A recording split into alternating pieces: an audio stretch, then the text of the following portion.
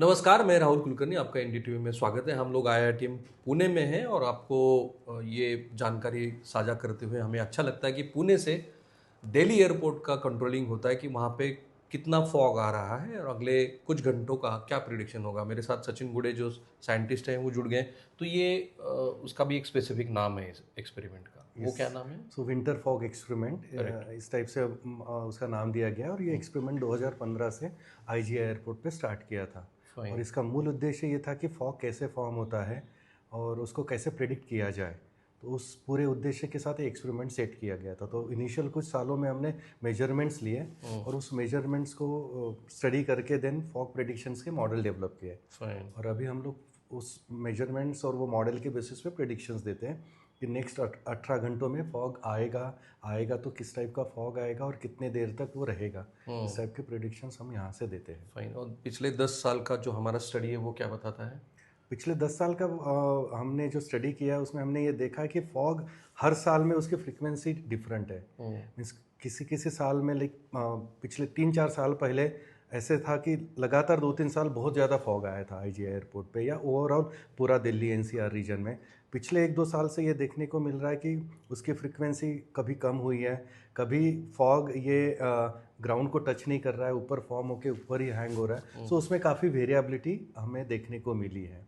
और long term अगर हम लोग देखेंगे लेकिन आईजीआई एयरपोर्ट पे जो मॉनिटरिंग चल रहा है वो कम से कम 2006 से चल रहा है। तो 2006 से हमने ये देखा है कि वो जो विजिबिलिटी कंडीशंस है, low visibility conditions like 1000 metre के नीचे की कंडीशंस लगातार कम होते जा रही है। बट 200 मीटर का जो फॉग होता है, 200 मीटर के नीचे वाली कंडीशंस, उसमें बहुत ज़्यादा चेंजेस नहीं मिले हैं। सो उसकी फ्रिक्वेंसी मोर और लेस हर साल में जो नेचुरल वेरिएबिलिटी के वजह से होती है वो कम ज़्यादा होती है। बट उस पर ऐसे लॉन्ग टर्म ट्रेंड नहीं मिला है। बट विजिबिलिटी जो 1000 मीटर के नीचे जा रही है, जो स्मॉगी कंडीशंस बोल रहे हैं, वो लगातार हमें उसका रेट ऐसे बढ़ता हुआ मिलते जा रहा है। Is there any specific reason? So इसका रीज़न बेसिकली ये है कि स्मॉग बढ़ते जा रहा है, पोल्यूशन बढ़ते जा रहा है। और हमारा जो आईजीपी बेसिन है या जो दिल्ली का एरिया है उसमें मॉइस्चर अवेलेबिलिटी अच्छी खासी है, बिकॉज यमुना है एंड देन आजू बाजू में इरिगेशन फील्ड है।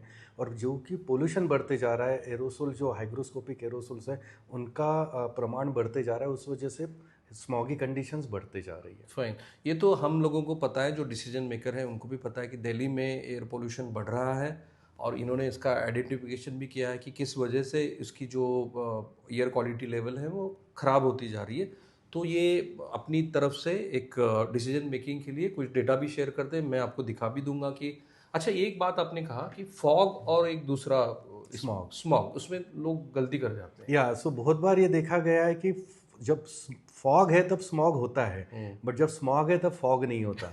तो जनरली फॉग हम लोग जो डब्ल्यूएमओ का डेफिनेशन है कि अगर आपके ड्रॉपलेट्स है ना, हम लोग दिखा पाए वहाँ पे अगर फॉग होता क्या है और फिर स्मॉग आपने दिखा भी दिया था। मैं दिखा पाऊंगा विजिबिलिटी में अगर, क्योंकि इस वेबसाइट पे थोड़ा सा अपडेट्स होते हैं। तो आपने कहा फॉग और इसमें फर्क होता है। हाँ, जैसे अभी आप ये देखना कि ये 1000 की विजिबिलिटी है, तो जनरली 1000 के नीचे जैसे जैसे विजिबिलिटी डाउन हो जाती है तो it is a smoggy condition. Fine. ठीक है। तो यहाँ पे देखना आप कि ये स्मॉग है, बट सडनली रात में करीबन 3:30 बजे विजिबिलिटी एकदम डाउन हो गई, सो वो फॉग में कन्वर्ट हो गया। सो दिल्ली क्योंकि पोल्यूटेड प्लेस है, एनसीआर ये पोल्यूटेड प्लेस है, तो प्री कंडीशंस ऐसे डेवलप होती है कि वो थोड़ा सा हेज में रहता है, स्मॉग में जाता है। बहुत बार ये होता है कि वो स्मॉग में ही रहता है एंड देन क्लियर हो जाता है, बट कभी कभी कंडीशंस ऐसे डेवलप हो जाती है कि वो स्मॉग ट्रिगर हो जाता है फॉग में। अच्छा। सो ये बेसिकली पोल्यूशन और मेट्रोलॉजी का अच्छा खासा इंटरेक्शन उसमें होता है। फाइन। तो सचिन जी ने अभी जो हमें वो ग्राफ दिखाया वो बिल्कुल परसों के दिन का ग्राफ है, जिस दिन बहुत सी फ्लाइट्स कैंसिल हुई थी। पुणे से भी जो दिल्ली की तरफ जा रही थी वो भी बहुत सी फ्लाइट्स कैंसिल हुई थी। आपने कहा कि पोल्यूशन है, तो पोल्यूशन में क्या क्या घटक हैं जो कंट्रीब्यूट कर रहे हैं? सो पोल्यूशन में बेसिकली सेकेंडरी ऑर्गेनिक एरोसोल्स या इनऑर्गेनिक एरोसोल्स होते हैं जिनकी कैरेक्टरिस्टिक्स होती है कि वो मॉइस्चर को एब्जॉर्ब कर ले। सो और हमने अभी जो हमारी केमिकल एनालिसिस है उसमें देखा है कि पर्टिकुलरली इन दिनों में जो सेकेंडरी ऑर्गेनिक इनऑर्गेनिक एरोसोल्स का कंट्रीब्यूशन है, जो वाटर को एब्जॉर्ब करता है, उसका कंट्रीब्यूशन 50% है। मैं 100 ग्राम अगर एरोसोल्स है तो उसमें से 50 ग्राम एरोसोल ये सेकेंडरी ऑर्गेनिक इनऑर्गेनिक एरोसोल, जैसे इंडस्ट्रियल पोल्यूशन है, और वो फॉर्म होते हैं ये सब सोर्सेज के वजह से, इंडस्ट्रियल पोल्यूशन, व्हीकुलर पोल्यूशन, इससे सब वो फॉर्म होते हैं। सो ये प्राइमरीली एमिटेड नहीं रहते हैं, इन एमिशंस के थ्रू गैसेस जो निकलते हैं उसका कन्वर्शन वो एरोसोल्स में होता है। Fine. और वो मोस्टली हाइग्रोस्कोपिक होते हैं जो वाटर को अट्रैक्ट करते हैं। राइट। सो बहुत बार जब हमारा एटमॉस्फेयर ये बहुत हाईली ह्यूमिड नहीं है, बट एक 70-80% के करीब अगर आर्द्रता या ह्यूमिडिटी है एटमॉस्फेयर में, तो ये जो हाइग्रोस्कोपिक पार्टिकल है ये क्या करते हैं, वो मॉइस्चर को एब्जॉर्ब करते हैं और उसका मास बढ़ता है, साइज बढ़ता है। और जैसे ही साइज बढ़ जाएगा तो वो ऑब्वियसली विजिबिलिटी अटेन्यूएशन करेगा या रेडिएशन को अटेन्यूएट करेगा। फाइन। सो वो बेसिकली स्मॉग कंडीशन में जाता है। राइट। तो हमारे डिसीजन मेकर के लिए अगर इसको कम करना है स्मॉग या फॉग को, तो हम लोगों को दिल्ली से कुछ चीज़ें कम करनी पड़ेगी। हमें पोल्यूशन सेकेंडरी एरोसोल फॉर्मेशन के लिए जो प्रिकर्सर गैसेस है उनको हमें कम करना उसके सिवा आपके पास कोई चारा नहीं उसके सिवा चारा नहीं है। ठीक है। बट उसमें एक चीज़ है कि अगर हमने ये सब कुछ जीरो भी कर दिया, लेकिन फॉग आएगा, क्योंकि फॉग ये मेट्रोलॉजिकल फिनोमिना। तो उसी के ऊपर चलते हैं। हाँ जी। हाँ, तो ये बताइए मुझे कि फॉग जो हम लोग एक्सपेरिमेंट कर रहे हैं दिल्ली एयरपोर्ट पे, हम लोग क्या करते हैं? या दिल्ली एयरपोर्ट पे हमारे पास एक बहुत बड़ा सेटअप है। और ये हमने सेटअप 2015 में इस्टेब्लिश किया था, जिसके थ्रू हम लोग डिफरेंट पैरामीटर्स है, जो फॉग को मेजर करने के लिए जो पैरामीटर्स है वो सब पैरामीटर्स का हमने यहाँ पे इंस्टॉलेशन किया था। राइट। जैसे ये है तो रनवे, डोमेस्टिक रनवे के पास हमने 20 मीटर का टावर एक्स्टेब्लिश किया था। उस टावर में हम लोगों ने सब सेंसर्स लगाए जो ह्यूमिडिटी, टेम्परेचर, फॉग से रिलेटेड जितने पैरामीटर्स है वो सब मेजर करते हैं। उसके साथ साथ ही हमने केमिकल मेजरमेंट्स करने के लिए अलग अलग इंस्ट्रूमेंट्स डाले हैं, जो फॉग फॉर्मेशन के लिए जो जो घटक होते हैं वो सबको हम लोग मेजर करते हैं। शायद लगता है एटीसी के टावर के ऊपर भी आपका हमने एटीसी टावर के ऊपर भी एक सेंसर लगाया है, जैसे कि ये वाला एटीसी टावर है, यहाँ पे हमने कुछ सेंसर्स लगाए हैं। सो बेसिकली क्या होता है ना, बहुत बार सरफेस पे विजिबिलिटी कंडीशंस अच्छी होती है, बट 70 मीटर या 78 मीटर में 100 मीटर पे फॉग होता है। और हर एक एयरपोर्ट की एक डिसीजन हाइट होती है कि वहाँ पे पायलट को डिसीजन लेना होता है बेस्ड ऑन वहाँ पे विजिबिलिटी क्या है। फाइन। और आईजीआई एयरपोर्ट में या वहाँ पे हमने ये देखा गया था कि इसमें काफ़ी वेरिएबिलिटी है। जैसे कभी 70 मीटर पे थिक फॉग होता है बट सरफेस पे इतना थिक नहीं होता, कभी सरफेस पे बहुत थिक फॉग होता है बट 70 मीटर पे कंडीशंस बहुत क्लियर होती है।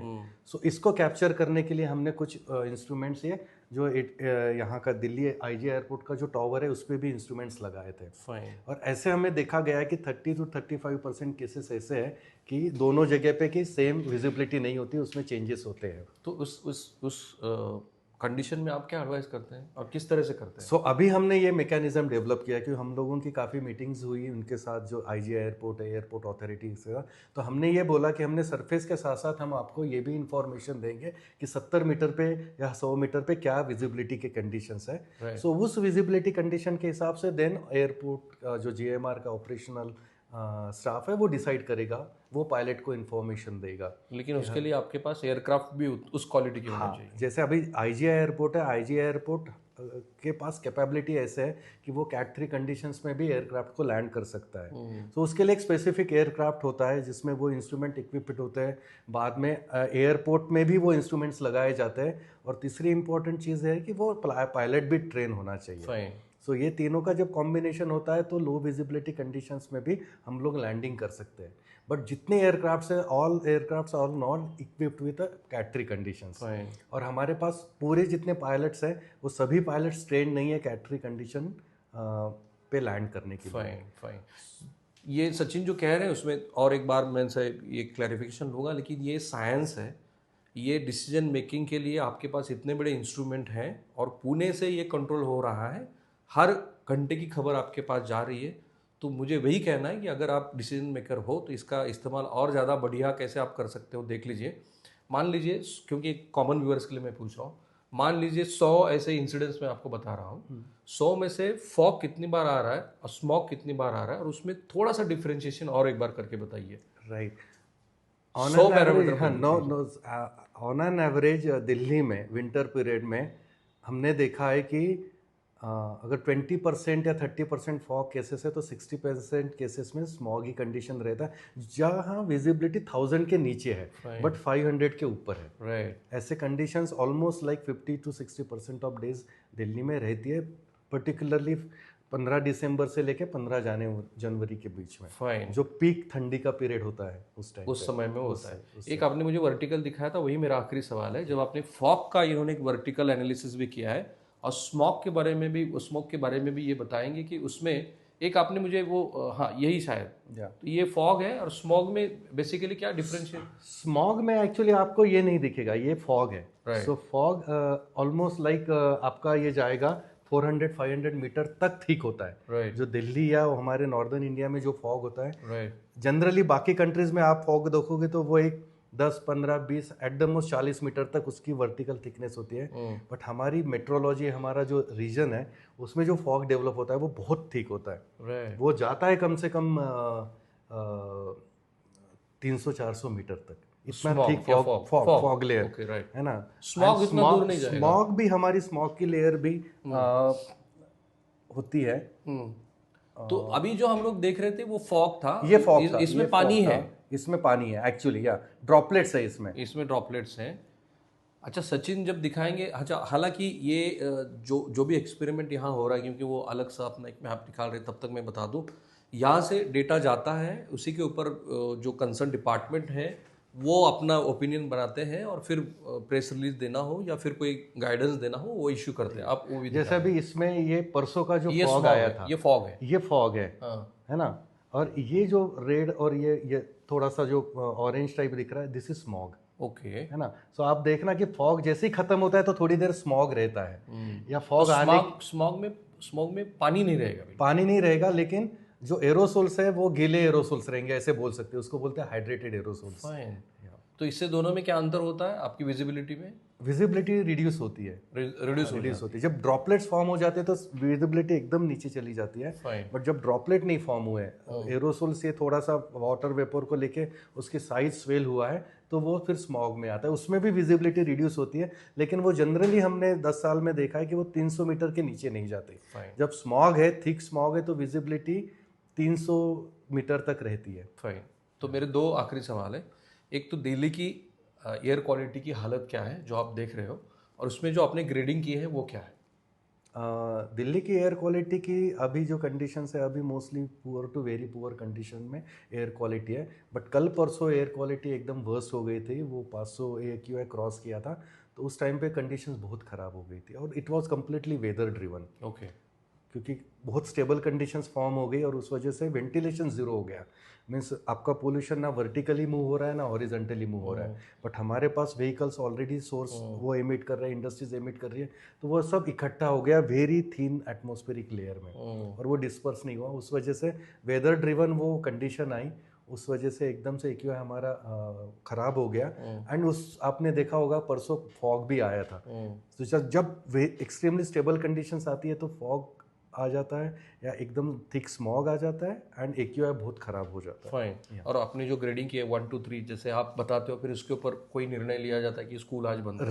राइट। सो जैसे ग्राफ 4 है, ग्राफ 4 में 450 के ऊपर अगर AQI चला जाता है तो ग्राफ 4 एक्टिवेट हो जाता है। ग्राफ 4 करते हैं, ग्रेडेड रिस्पॉन्स एक्शन प्लान। सो उस जब ग्राफ 4 एक्टिवेट हो जाता है तो बहुत सारी चीज़ें इम्प्लीमेंट होती है, जैसे स्कूल बंद हो जाते हैं, बाद में ट्रक्स की एंट्री बंद हो जाती है, वेहिकुलर एंट्री बंद हो जाती है। कुछ गाइडलाइंस ऐसे भी है कि जो बच्चे नहीं, घर होम वर्क फ्रॉम होम को प्रिफरेंस दिया जाए, कंस्ट्रक्शन एक्टिविटी बंद कर देते हैं, एंड कुछ ऑड इवन के भी इम्प्लीमेंटेशन वॉलेंटरी इस पे बेसिस पे करने के लिए बोला जाता है। और उसके अलावा और भी उसमें ऑप्शंस है, मीन्स क्लॉज है, ये करना है ग्राफ 4 में, जो आप सजेशन करते रहते हो। राइट। सो वो decision commission for air quality management लेता है कि ग्राफ 4 या ग्राफ 3 लगवाना है। हम लोग उनको बताते हैं कि कौन सी कंडीशंस नेक्स्ट 3 डेज में रहने वाली है।